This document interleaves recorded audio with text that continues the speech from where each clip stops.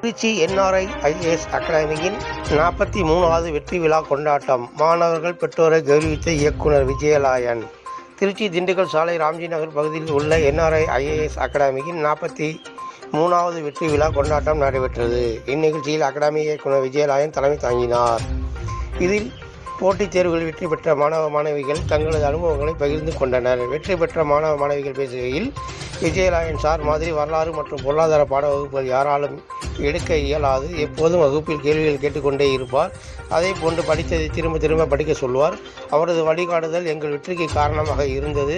மேலும் இந்த அகாடமியில் படித்த 23,000 பேர் பல்வேறு அரசு துறைகளில் இன்றைக்கு பணியாற்றி வருகிறார்கள். அவர்களின் வாழ்வில் ஒளியேற்றிய அவருக்கு எங்களது நன்றியை தெரிவித்துக் கொள்கிறோம்.